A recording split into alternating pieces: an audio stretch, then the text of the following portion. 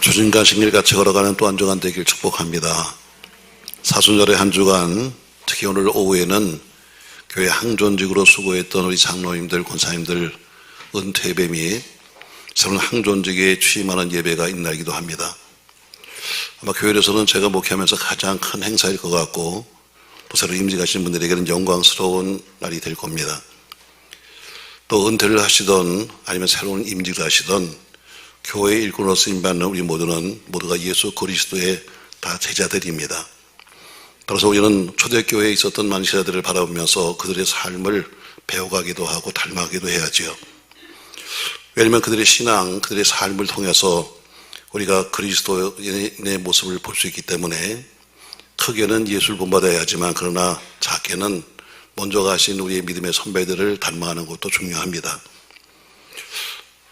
요새 우리 금요 성경 공부 때는 12제자를 공부하고 있습니다만 오늘 저는 이런 면을 좀 보려고 그래요. 과연 12명의 제자들이 예수님의 제자가 될 수 있는 자질이 있었나.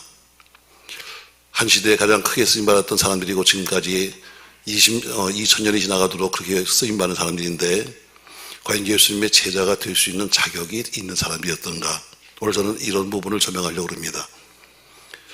교회 속에서 무슨 일 좀 시키면 난 전 자격이 없어요. 저는 뭐가 안 돼요. 이렇게 말하시는 분이 많은데 어쨌든 임직하시는 분이나 또 은퇴하시는 분들이나 모두가 자격은 하나님이 하시는 거지 사람이 하는 게 아닙니다. 저 오늘 본문에 보니까 지금 사도 바울이 지금 이 예루살렘 교회에 가게 됐습니다. 예루살렘 교회 가니까 기둥 같은 사람들 셋이 보게 돼요. 마침내 교회를 든든히 받치고 있는 기둥 같은 3명의 제자가 있었는데 오늘 본문 9절 보시죠, 여러분. 또 기둥같이 여기는 야고보와 게바와 요한도 이렇게 해서 오늘 3명의 제자 이름을 대면서 이 사람이 예루살렘 교회의 기둥과 같았다 이렇게 말합니다. 자, 오늘 그들이 오늘 예루살렘 가보니까 그 교회 가보니까 그들의 말 한마디가 영향력이 있었고 그들의 행동 하나하나가 남들에게 본이 되었고 그들이 하는 생각 하나가 위대했기 때문에 오늘 그들은 교회의 기둥 같은 사람이다 하면서 오늘 소개하고 있습니다. 말 한마디, 행동 하나, 그들의 의견을 제시하는데 그것이 교회에 큰 영향을 미치는 바로 그런 사람들이었죠. 그러나 그들의 과거의 모습을 한번 돌아보면서 과연 그들이 어떻게 그렇게 됐을까? 오늘 저는 이 말씀을 좀 하고 싶습니다. 자, 오늘 본문에 나오고 있는 오늘 세 제자나 다른 제자들 모두가 사람들이 인정할 만한 그런 훌륭한 사람들이 아니었습니다. 우리가 12제자 하면 대단히 크게 보지만 그러나 그들의 과거를 본다면 모든 사람이 그들을 인정할 만큼 그런 훌륭한 사람은 못 돼요. 자, 보세요 여러분. 직업을 보십시오 여러분. 우리가 흔히 직업에는 무슨 귀천이 있습니까? 말하지만 사실은 귀천이 있습니다. 우리가 무슨 귀천이 있습니까? 말하지만 사실 여러분도 귀천을 가리잖아요. 베드로는 어부였습니다. 요한, 야고보도 어부였습니다. 마태는 세리였습니다. 또 나머지 사람들은 정확하게 직업이 무엇이다 말할 수 없는 그런 근거가 없는 사람들입니다. 어쩌면 젊은 나이의 실업자인지도 모르죠. 점잖고 똑똑하고 공부 많이 하는 사람도 있음에도 불구하고 왜 그런 사람들을 우리 주님이 불렀을까? 직업면에 보면 그들은 완벽하지 못합니다. 또 성격을 보아도 마찬가지입니다. 베드로 보세요 여러분. 얼마나 성격이 급합니까? 무슨 일을 하든지 안 나서는 곳이었고 꼭 껴가지고 그렇다고 일을 감당하는 것도 아니었습니다. 요한, 야고보도 마찬가지로 그런 세속적인 욕망에 붙어 있었습니다. 자기를 반대하는 사람들 끝까지 그들은 가서 그들에게 도전하는 사람이었습니다. 그래서 예수님께서 오죽하시면 너는 우리의 아들이다 부르시면서 보아노게라고 부를 정도로 그렇게 성격이 불같았습니다. 거칠었죠. 다듬어지지 않았죠. 그럼에도 불구하고 주님께 쓰임 받았습니다. 또 학문적인 면에서 보십시오 여러분. 12명의 제자 중에서 특별히 정규교육을 받았다고 하는 사람은 아무도 없습니다. 물론 받은 사람이 있을지 모르겠습니다만 그러나 그것은 상당히 추측하기 힘든 내용입니다. 왜냐하면 보통 수제자 하면 가장 큰 일을 한 사람인데 베드로를 보십시오 여러분.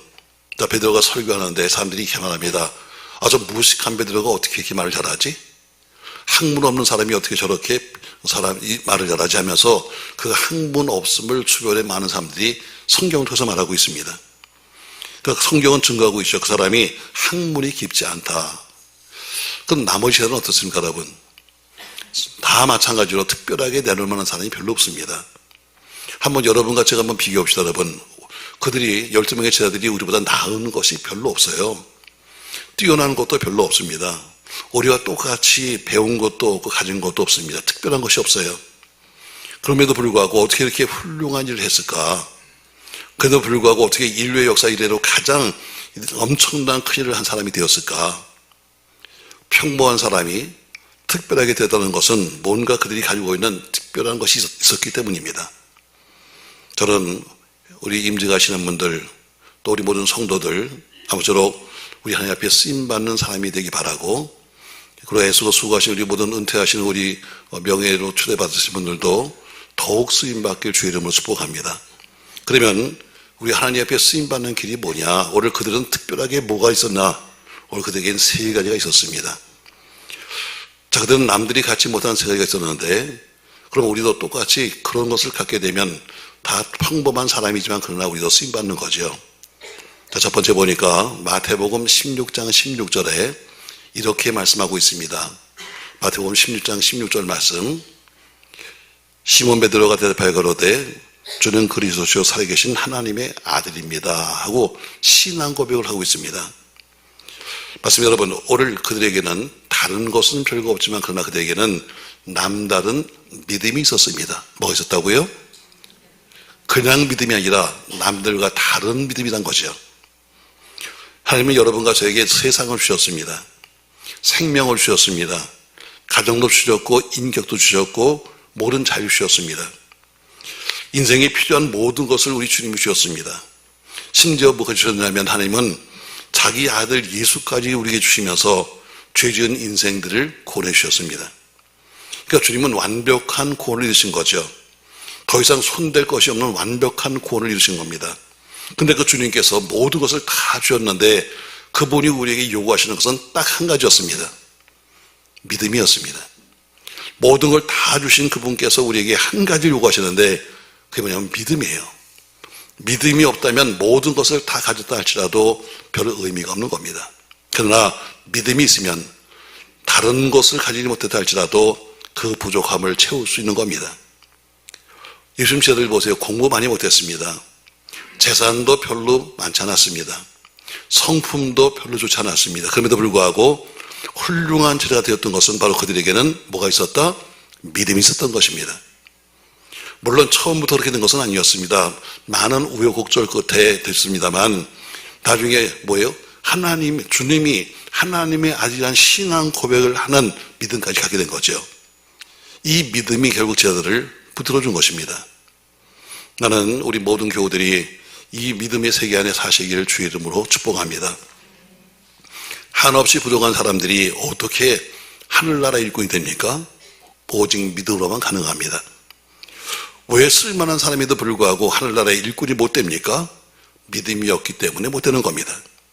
믿음이 없으면 응답도 못 받고 믿음이 없으면 능력도 없고 믿음이 없으면 하나님을 기쁘시게 할 수도 없는 것입니다. 세상에 목사라 혹은 장로라 권나라 하는 직임은 하나 가질 수 있지만 믿음이 없으면 아무것도 못하는 겁니다. 직임이 그렇게 중요하니까 여러분, 직임이 아니라 그 직임에 걸맞는 믿음이 있어서 걸맞는 삶을 살아야 될 텐데 직임만 있었지 아무것도 하지 못하면 소용없는 거 아니겠어요? 왜 이렇게 믿음이 중요한 것인가? 바로 믿음의 조상 아브라함이 믿음으로 의롭다 하심을 받았기 때문입니다. 우리 주님이 이 땅과 이 하늘에서 가장 귀하게 보시는 것이 뭐냐면 믿음입니다. 가장 아름다운 이름은 목사라는 이름이 아닙니다. 가장 아름다운 이름은 성도라는 이름이 아닙니다. 믿음으로 살았다는 이름이 가장 귀한 겁니다. 전 여러분과 저 이름이 어떤 직분보다도 믿음으로 산 사람이라고 하는 그런 이름이 있길 주 이름으로 축복합니다. 저 사람은 참 믿음으로 살았어. 여러분, 이게 중요한 거죠. 무슨 저 사람은 목사가 됐어요. 여러분, 이거보다 목사보다 중요한 것은 뭐예요? 믿음으로 살았다는 이야기입니다. 바로 주님은 믿음의 주님이십니다. 언제나 믿음이 있으면 칭찬하시고 믿음이 없으면 책망했습니다. 그래서 우리는 믿음을 가져야 되는 거죠. 믿음은 위대한 사람이 가질 수 있는 가장 큰 덕목입니다. 그래서 히브리서 11장 6절 말씀에는 이렇게 우리에게 말씀하고 있습니다. 같이 한번 읽습니다. 믿음이 없이는 기쁘시기 못하나니 하나님께 나가는 자는 반드시 그가 계신 것과 또한 그가 자기를 찾는 자들에게 상 주심을 믿어야 할지니라. 아멘. 하나님께 나가는 사람은 반드시 하나님의 존재 사실과 하나님의 존재 이유를 믿어야 된다는 겁니다. 그분이 나를 위해 계십니다. 믿음이 없으면 주님을 기쁘시게 할 수가 없습니다. 주님이 언제 기뻐했습니까, 여러분? 성경에 보니까 언제나 믿음을 보시고 주님은 기뻐했습니다. 가버나움 백부장을 보시면서 내가 진실로 너기노니 이스라엘 중에 아무에서도 이런 믿음을 만나본 적이 없다 하면서 그들을 칭찬했습니다. 딸이 흉악한 귀신 들려 있을 때 한 여인이 찾아와서 예수님께 말합니다. 여자여, 네 믿음이 크도다. 네 소원대로 대하면서 믿음 보시고, 어미의 믿음 보시고 딸을 고쳐주셨습니다. 가버나움에서 중풍자를 고칠 때도 마찬가지로 저희의 믿음을 보시고 이렇게 말씀했습니다. 주님이 보시는 것은 늘 우리의 믿음이었습니다. 저 여러분과 저의 믿음이 주님께 인정받기를 주의 이름으로 축복합니다. 그러나 반대로 믿음이 없으면 책망하셨습니다. 변화산에서 우리 집 내려오셨는데 그때 한 아버지가 귀신 들린 아들을 데리고 왔습니다. 예수님이 안 계시니까 제 아들에게 부탁했어요. 당신들이 보니까 예수님 제자라고 하는데 얘 좀 고쳐주세요 했더니 나름대로 안수하고 안차라고 별짓을 다 했지만 못 고쳤습니다. 그때 예수님이 오시니까 그가 말합니다. 예수님, 무엇을 할 수 있거든 아들 좀 고쳐주세요 했더니 말씀하십니다. 할 수 있거든이 무슨 말이냐? 믿는 자에게 능치 못함이 없느니라. 그때 그 말을 듣던 아버지가 이렇게 말합니다. 주여, 내가 믿나이다. 나의 믿음 없는 것을 도와주소서. 예수님 그 말씀 들고 믿음을 고백하는 말씀을 듣고 나서는 벌이 되고 귀신된 규모한 귀신아 그 아이에게서 나오고 다시는 들어가지 말라 하시면서 고쳐주셨습니다. 우리 주님은 이 세대를 향해서 책망하시기를 믿음이 없고 패역한 세대라고 책망하셨습니다. 주님의 제자가 되려면, 주님의 일꾼이 되려면 가장 필요한 것은 믿음입니다. 믿음으로 나라를 이기기도 하고, 믿음으로 의를 향하기도 하고, 믿음으로 약속을 받기도 하고, 그래서 사자의 입을 막기도 하는 것입니다. 그래서 믿음은 성도의 가장 큰 보배인 것입니다. 한 번은 제자들과 더불어 갈릴리 호수를 지나가시는데 거라사 지방을 가셨습니다. 그때 갈릴리 호수에 바람이 불기 시작하는데 풍랑이 일고 배가 물에 차게 됐습니다. 예수님은 주무시는데 놀란 제자들이 와서 예수님을 깨우면서 예수님 살려달라고 우리가 죽게 되었다고 말했습니다. 그때 예수님께서 뭐라고 말씀하셨습니까? 어찌하여 무서워하느냐 믿음이 적은 자들아 이렇게 말씀했습니다. 믿음이 적으면 책망을 받습니다. 오늘 제자들이 남들보다 나은 것은 아무것도 없습니다. 단 한 가지 남다른 뭐가 있었다? 믿음이 있었습니다. 전 그 믿음이 여러분과 저에게 또 이번 임직하시는 모든 분들에게 또 명예직으로 저희가 초대하는 모든 우리 권사님에게 믿음이 있기를 주의 이름으로 축복합니다. 두 번째로 그분에게는 또 다른 것이 있었습니다. 자, 마태복음 4장 19절에 보니까 한번 더 같이 읽겠습니다. 4장 19절 말씀하시되 나를 따라오너라 내가 너희로 사람을 낚는 어부가 되게 하려 하시니 저희가 곧 그물을 버려두고 예수를 쫓아따르니라. 자, 예수님께서 말씀하십니다. 너나 따라와라. 내가 너 사람 낚는 어부를 만들어 줄게 했더니 그들이 곧 그물을 버려두고입니다. 예수를 따라갔다고 있습니다.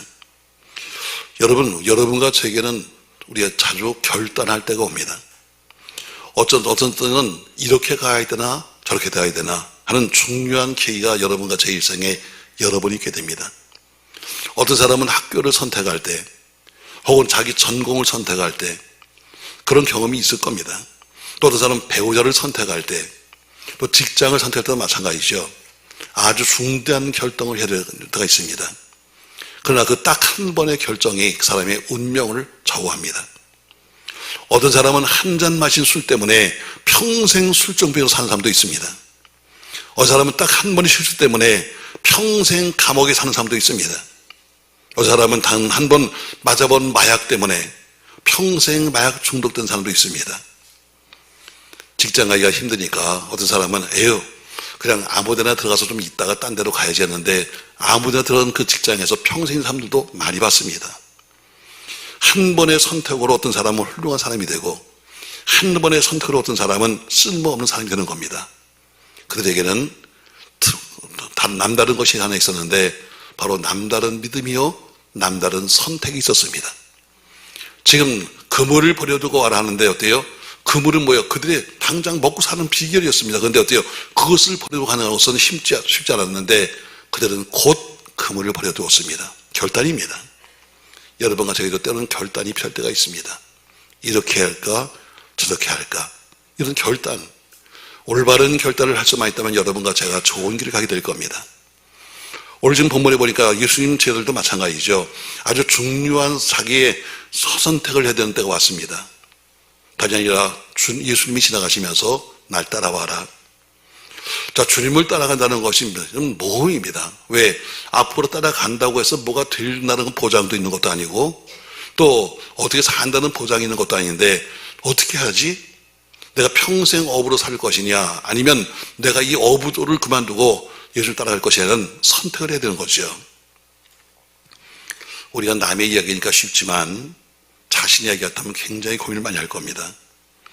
예수님 따라가게 되면 당장 지금까지 하던 자기 모든 생활을 접어야 합니다. 예수님 따라가려면 당장 자기가 살던 자기 가정과 자기 모든 소유를 버려야 합니다. 정든 배도 또 친구도 또 자기 부모도 다 이별해야 합니다. 더군다나 예수님이 그들에게 아무런 보장을 해준 것도 없습니다. 야, 나 따라와라. 내가 돈 줄게. 나 따라와 밥 줄게. 이런 것도 없습니다. 그냥 무조건 사람 낚는 어부가 되게 한다는 것이 그의 전부였습니다. 아마 주변 사람들에게 물어봐도 누구도 찬성할 사람이 없었을 것입니다. 요즘 정치하시는 분들이 자주 쓰는 단어가 뭐예요? 내가 참 고뇌에 찬 결단을 했습니다. 요새 이런 분들 많더라고요. 내가 갈 것이냐 말 것이냐, 내가 탈당할 것이냐 있을 것이냐, 내가 고뇌에 찬 결단을 했습니다. 이런 얘기를 자주 하더라고요. 요새 보시고 여러분, 여러 개의 당이 창당했잖아요. 신당들이. 자, 내가 어디에 줄 서냐에 따라서, 내가 어디에 선택이냐에 따라서 나중에 줄을 잘 서는 사람과 잘못한 사람의 운명이 하늘과 땅으로 갈려지는 겁니다. 한 줄은 국회로 들어갈 것이고 한 줄은 정치 패배되어서 4년 동안 아픔의 4년을 보내야 될 것입니다. 이게 바로 정치하는 분들의 고민일 거예요. 어느 줄에 서야 어디를 선택해야 내가 미래가 보장될 것인가? 선택이죠. 아마 그들 중에도 분명히 기독교인도 있을 거예요. 나름대로 기도하겠죠. 주여, 내가 어디를 가면 좋겠나이까? 여러분, 이렇지 않겠습니까? 여러분, 그래도 교회 다니는 사람 같으면 의리도 좋고 선후배도 좋은데 어쨌든 사람을 내면 어떻게 결정할 것인가? 방법은 딱 하나뿐입니다. 예수라면 어떻게 했을까? 만약에 내가 예수라면 어떻게 결정했을까? 다시 말해 주님이 기뻐하시라면 손해가 돼도 하는 것이고 주님이 기뻐하지 않는 것이라면 억만금이 생겨도 그만둬야 합니다. 오늘 제자들은 현명한 결단을 내렸습니다. 주님의 부르심에 그들은 곧 아멘 하고 모든 것을 버려두고 쫓아갔습니다. 이건 상당한 용기가 필요한 것이고 상당한 결단이 필요한 것입니다. 그 당시 예수당이 된다는 것은 굉장히 위험한 것이었습니다. 자, 예수당. 그 당시에 어때요? 그 당시 정치로 봐도 예수당이 된다는 것은 거의 그것은 굉장한 위험 부담입니다.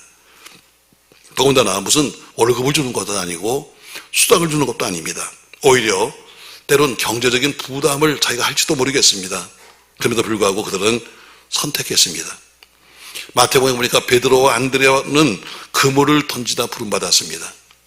요한과 야고보는 그물을 깁다가 부름받았습니다. 마태는 세관에 앉아있다가 부름받았습니다. 그러니까 지금 모두가 다 자기가 하고 있던 일에 종사하고 있는 가운데서 주님 부르심을 받은 거예요. 그러나 누구나 주님의 부르심에 거부감을 보이지 않냐고 아멘 하고 따라 나섰습니다. 그때부터 그 순간부터 그들은 보통 사람에서 위대한 사람으로 되어가고 있는 과정이었습니다. 여러분과 저에게도 이런 기회가 있습니다. 어떤 사람은 집에 있다가 어떤 사람은 직장에 있다가 어떤 사람은 이웃을 통해서 예수 믿읍시다, 교회 갑시다는 권면을 받습니다.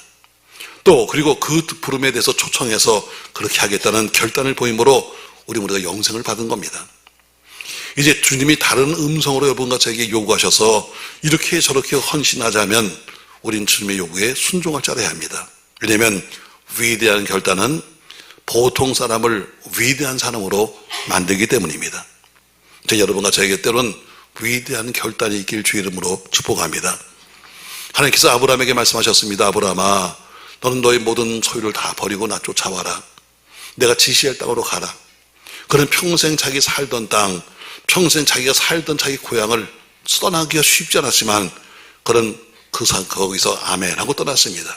아무런 보장도 없이 내가 지시할 땅이니까 갈 곳도 모르면서 막연히 떠났습니다. 거기가 어딘데요? 거기 가면 장차 뭐가 될 텐 거예요? 묻지 않았습니다. 그래서 아브라함은 길을 떠났고 아브라함은 마침내 위대한 믿음의 조상이 된 겁니다. 그들에게는 남다른 결단이 있었습니다. 사랑하는 성도 여러분, 전 여러분과 제게도 남다른 결단이 있길 주 이름으로 축복합니다. 임직 하시는 분들 결단하셔야 합니다. 그냥 내가 뭐가 되었으니까 아니라 이제부터는 내가 어떻게 내가 신앙생활을 할 것인가, 내가 어떻게 주를 섬길 것인가는 결단이 필요합니다. 세 번째로 그들에게는 또 하나가 있었습니다. 아무리 믿음이 좋고 아무리 결단을 해도 이게 없으면 안 됩니다. 바로 세 번째는 남다른 체험입니다. 체험. 베드로서 1장 18절에 보니까 이렇게 베드로 말씀하고 있습니다. 이 소리는 우리가 저와 함께 거룩한 산에 있을 때 하늘로서 나옴을 들은 것이라 해서 변화산에서 들었던 주님의 그 하나님의 음성을 그들은 기억하는 겁니다.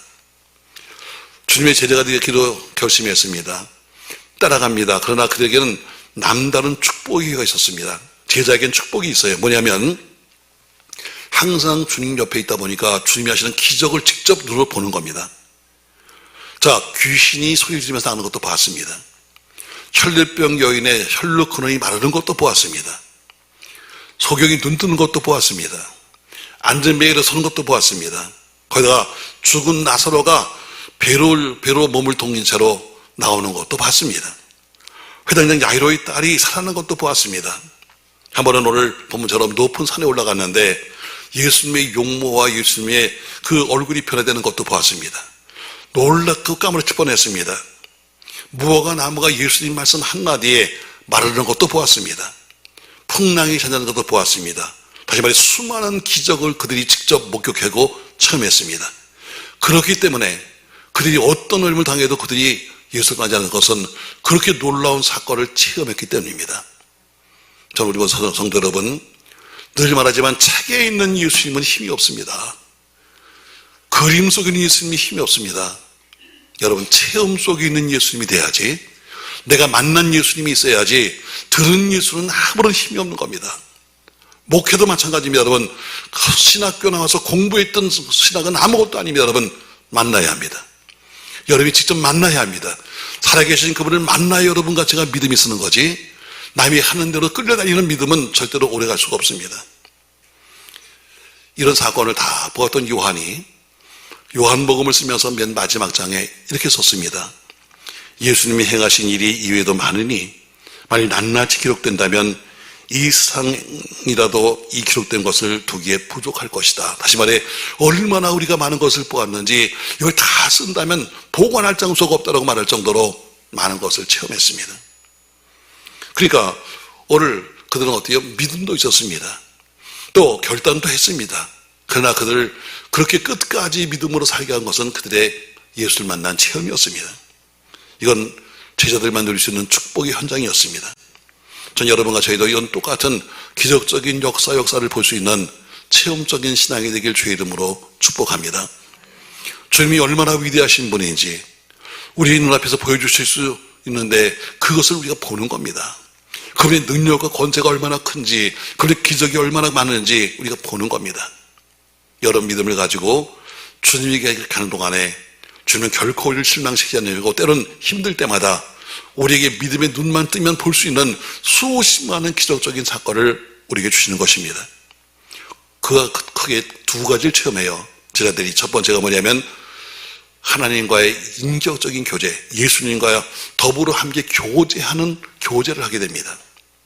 이것이야말로 돈 주고 살 수 없는 경험입니다. 매일 우리가 주님과 교제할 수만 있다면 얼마나 귀한 체험이 있습니까, 여러분? 전 여러분, 우리 항존중 여러분, 임직하는 모든 여러분, 주님과 한 깊은 영적인 교제가 있기를 주 이름으로 축복합니다. 두 번째로 이들은 예수님이 승천하신 다음에 성령 강림의 놀라운 사건을 체험했습니다. 최초의 경험이요, 또 영광이요, 특권이었습니다. 이 사건, 앞에서 믿음도 있었습니다. 결단도 했습니다. 그러나 오순절에 성령 강림하는 성령 강림의 사건을 체험한 다음부터 평범한 갈릴리 어부에서, 가버나움의 세리에서, 보잘것없는 쓸모없는 젊은이에서 위대한 예수님의 진짜 제자가 된 겁니다. 그래서 그들은 마침내 세계를 향해서 포문을 열었습니다. 주에 대해서 선전포고를 하기 시작했습니다. 그리고 영적 전사가 되었습니다. 언제? 성령 충만, 다시 말해 성령 강림을 체험한 다음입니다. 마침내 그 중에서 보니까 오늘 베드로와 야고보는 예루살렘 교회에 예수님이 하셔야 될 그 일을 대신하는 기둥 같은 사람이 된 겁니다. 하나님의 아들 예수가 계셔야 될 자리에 대신 쓸모없는 제자들이 들어가서 그 일을 감당하는 겁니다. 오늘 본문에 보니까 성경에 세 제자가 나옵니다. 그리고 뒤에는 어때요? 기둥같이 여기는 사도라 이렇게 있습니다. 이 사건은 사도 바울과 바나바가 예루살렘에 방문했을 때 보았던 회고담입니다. 이미 제자들은 이미 교회 기둥 같은 제자가 되어 있었습니다. 우리 모두가 다 평범한 사람들입니다. 뛰어난 재능을 가지신 분, 뛰어난 대단한 분도 그렇게 크게 많지는 않을 겁니다. 우리는 다 세상이 말하는 보통 사람입니다. 그냥 베드로와 요한, 야고보처럼 그냥 보통 사람입니다. 그럼에도 불구하고 그들은 어때요? 가장 천한 직업인 어부, 남들에게 인정도 못 받는 세리, 아니면 직업도 없는 실업자였지만 그러나 그들이 세상을 바꾸는 사람으로 바뀌었습니다. 언제? 주님 말씀을 듣고 쫓아가는 순간, 또 그리고 성령 충만을 받는 순간에 그는 위대한 사람으로 바뀌기 시작했습니다. 저 여러분, 실수도 많이 했습니다. 시행착오도 많이 했습니다. 그러나 결국 주님께 붙잡혀서 그들은 세계를 움직이는 사람이 된 것처럼 전 여러분과 제가 믿음으로 이 세계를 움직이는 사람이 되기를 주의 이름으로 축복합니다. 이렇게 결론을 맺겠습니다. 아마 세월이 많이 지나간 다음에 보니까 베드로와 함께 배를 띄우고 고기 잡던 친구들도 있었을 거예요. 아마 그 사람들도 세월이 많이 지나가면서 고기도 많이 잡고 돈도 벌어서 배도 한 몇 척 샀겠죠. 그럼 큰 부자 된 거죠. 그러나 그들은 돈을 좀 벌어서 큰 부자가 된지 모르지만 누구도 인류의 역사에 오늘 베드로, 요한, 야고보 같은 어부처럼 공헌한 사람은 없습니다. 그렇게 귀한 이름이 된 사람은 없습니다. 그냥 평범하게 그냥 어부로 살다가 돈 좀 벌고 죽은지 모르지만 그러나 이렇게 몇천 년이 가도록 아니 주님 오실 때까지 이름이 남을 사람은 없습니다. 저는 지난 주간에 삽교에서 부흥회를 하면서 계속 부흥회하고 밤에 끝나면 또 올라와서 새벽 예배하고 하는 일을 쭉 하면서 많이 피곤합니다. 문득 이런 걸 했어요. 여러분이 한번 이거 좀 죽음이 뭘까? 죽음이 뭘까? 죽음이 뭘까? 자, 오늘 지금 이 베드로와 요한, 야고보를 얘기하다 보니까 나온 거예요. 자, 죽음이 뭘까? 여러분, 사람은 알아합니다. 죽음은요, 호흡이 끊어지면 죽는 거예요. 이렇게 말할 거예요. 근데 문득 저에게 떠오른 생각은 그게 아니었습니다. 호흡이 끊어지면 죽는다? 그게 아닙니다, 여러분. 베드로, 요한, 야고보는 이미 이 땅에 없지만 그의 이름은 앞으로 수천 년 동안 주님 오실 날까지 남을 거예요. 다시 말해 사람에게 기억이 없어지는 그때가 죽는 거예요. 순 끊어져서 그냥 죽는 게 아니라 그 사람이 했던 행적, 그 사람의 믿음의 삶, 그 사람이 했던 그 모든 일들이 기억되는 동안은 그 사람은 산 사람이에요. 우리 역사를 보세요. 이미 수백 년 전에 돌아가셨음에도 불구하고 지금까지도 우리는 수없이 기억하는 만 삶이잖아요. 그 사람은 죽은 게 아니에요. 우리의 마음속에 살아있는 거예요. 전 여러분의 믿음이 믿음의 후배들 앞에 살아있기 바랍니다. 여러분의 삶이 믿음의 가족들에게 살아있기 바랍니다. 어머니, 아버지는 가셨지는 모르지만 그러나 그들이 했던 모든 일들을 기억하면 그건 살아계신 거예요. 맞습니다, 여러분. 오늘 주님을 따르기로 하던 제자들 평범한 자리에서 위대한 자리로 바뀌었습니다. 주님 여러분과 저에게도 말씀하고 있습니다. 그래, 너희도 결단해라. 너희도 이제는 정해라. 때로는 해변에서, 길에서, 캠퍼스에서 우리 부르고 계시고 직장에서 부르고 계십니다. 그때마다 여러분과 제가 어떻게 응답하든 건 자유입니다만 여러분의 선택은 결과는 천지 차이가 될 겁니다. 예수님이 부르신 것처럼 오늘 여러분과 제가 항존직이 되고 또 그리고 각 교회에서 나름대로 제자가 돼서 일한다고 있다면 우리에게는 세 가지가 필요합니다. 이 세 가지가 그냥 평범했던 보통 사람들도 제대로 안 되는 제자들을 위대하게 만든 겁니다. 첫 번째가 남다른 믿음이 필요합니다. 아멘. 그냥 늘 똑같은 그냥 그 믿음이 아니라 남다른 믿음이 필요합니다. 두 번째, 남다른 결단이 필요합니다. 세 번째, 남다른 체험이 필요합니다. 이 세 가지를 가지고 여러분 같아도 하나님 앞에 오랫동안 쓰임받는 하나님 사람이 되시길 바라고, 저는 체험 중심을 말하지는 않습니다. 앞에 있는 믿음, 결단, 그러나 이것을 가지고 주님께로 끝까지 갈 수 있게 남게 하신 것은 체험입니다. 저도 마찬가지로 만난 주님이 없다면 이렇게까지 안 할 거예요. 저희가 만난 주님이 없다면 제가 이렇게 살지는 않을 겁니다. 만난 주님이 우리를 바꿔놓은 겁니다. 남다른 믿음, 남다른 체험, 남다른 결단으로 모두가 승리하는 여러분 되기 바라고, 또 항존직 되시기를 예수님의 이름으로 부탁합니다. 고마우신 전능하신 아버지, 다 평범한 사람들이었습니다. 어쩌면 평범한보다 더 못한 사람이 있을 수 있습니다. 그럼에도 불구하고 그들이 모두가 한 시대의 위대한, 아니 주님 오실 날까지 영원히 위대한 사람으로 남게 되었습니다. 이유는 딱 세 가지였습니다. 남다른 믿음, 남다른 결단, 남다른 체험이었습니다. 우리에게도 이 믿음, 우리에게도 이 결단, 우리에게도 이 체험 허락하여 주시옵소서. 예수님의 이름으로 기도합니다. 아멘.